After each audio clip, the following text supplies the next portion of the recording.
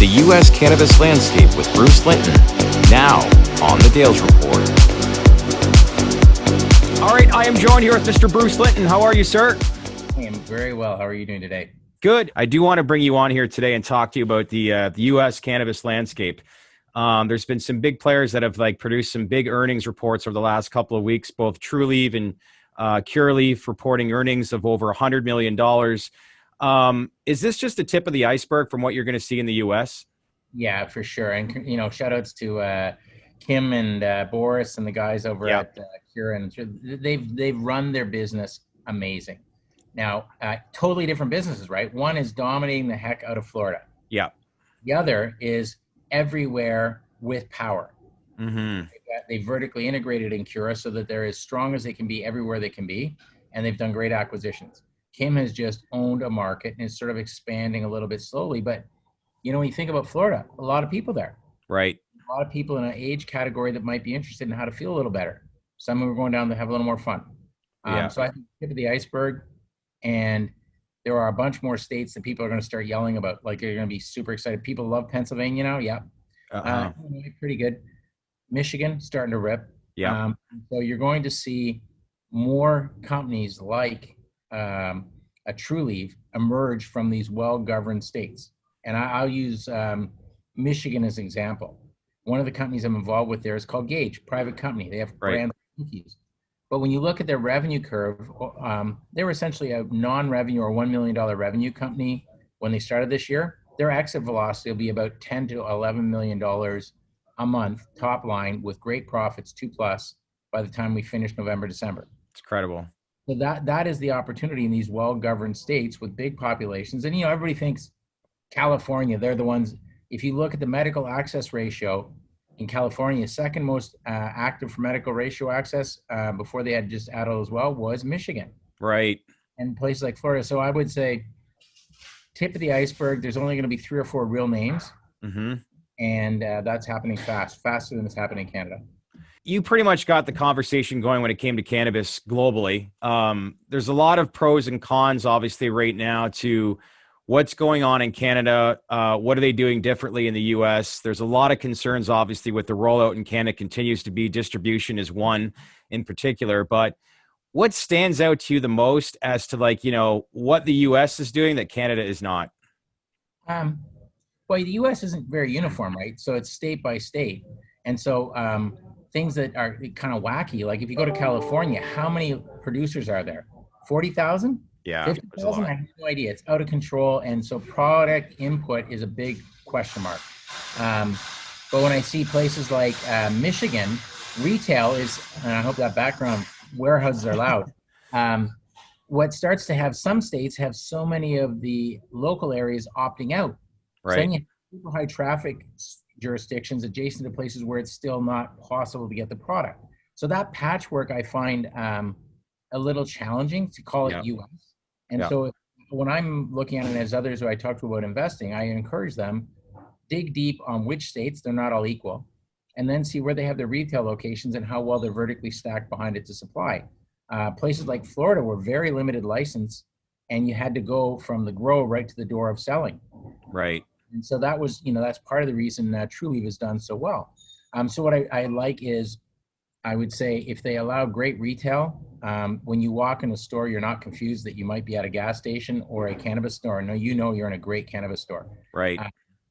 I do think, outdoor grow in certain jurisdictions should become more of their topic. It hasn't. I love the huge venues. Why do you say that?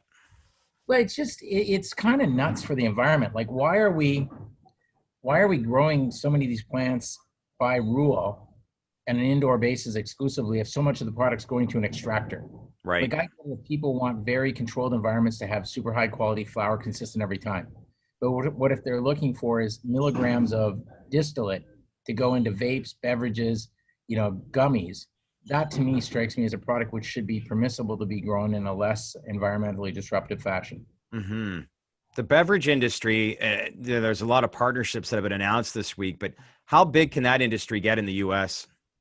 Well, I was an outlier in that 5 or 6 years ago, I said, I think beverages are going to be in the top 1 or 2 SKUs in many of the places. And everybody said, well, in the U.S., they don't even account for 2% of the market share. But if you've ever tried the US ones, it's amazing. It accounts for any market share. Most of them are horrible.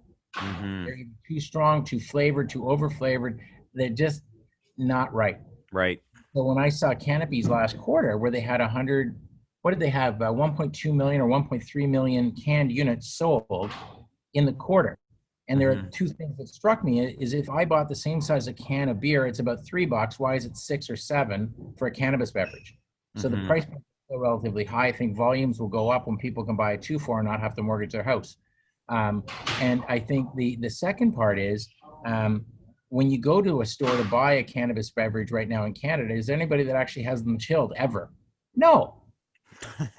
So like what? I get the privilege of chilling something I paid $6 or $7 for. Right. And so I think you're going to see the category of beverage, and I believe it's fact that in Alberta, the top 2 or 3 SKUs in the market of all types of cannabis was a beverage last quarter. Interesting. And you know why? It's summer. You know what? Yeah, of course. You already look a bit fat. If you drink beer, you will look more fat. If you drink cannabis beverages, you can have 0 calories. Right. That's a 0 hangover and very limited drug-on-drug interaction. So I think the beverages can be huge and massively disruptive to clear liquor and light beer. Good point. And if you're making all these spiked seltzers, you know what they advertise in the can? 100 calories. How's 100 calories compared to 0? Right, exactly. Have you ever thought about getting back into the space?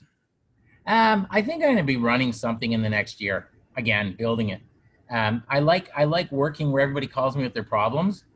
And doing that, and sometimes you can solve them, sometimes you get fired for telling them a solution, but I do find it's not as rewarding just to be helping. So I think I'll probably over the next year put more and more time to a few things, which you'll find I'm narrowing, and then there'll be something that makes sense to kind of make really go. Do you miss it at all? Oh yeah, man, I love, you know what I miss the most? And my kid was right. You always miss the people and stuff, but I really miss going on tours of what we've created and talking and thinking about what we got to build next to make it better. Like the idea, the joke used to be on my tours. I'd say, well, this is version 11 of our grow room, but version 12 is going to be perfect.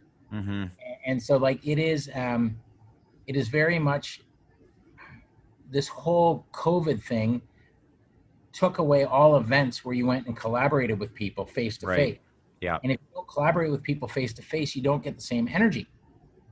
And so then it made me really clear that if you're actually running something, you don't need events because you actually get your energy by interacting on the purpose of what you're building.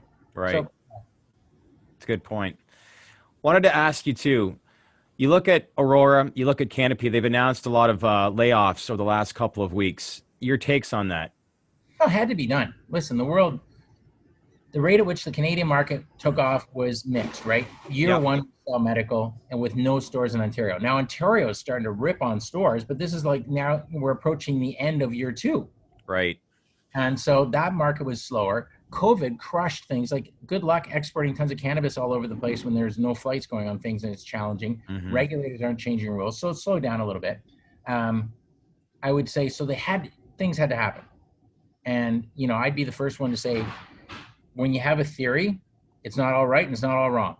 Right. Now what you do is you readjust your theory and make the necessary changes. Would I like to see cuts done with one samurai knife and you go whack and it's done and you tell everybody that was a clean cut, it's not happening anymore? Yes. And so the challenge I find with the process is it's a bit like Princess Bride, which is my favorite movie or one of the favorite movies where basically the pirate captain tells the ship working boy that, you know, I haven't killed you today. I won't kill you tonight. So have a good sleep kind of thing. And that feels like, I think in a lot of the Canadian cannabis companies, what it's like to work. And so as soon as they can say we are done, I think the productivity and the resulting EBITDA, sell through, all that stuff will go up again.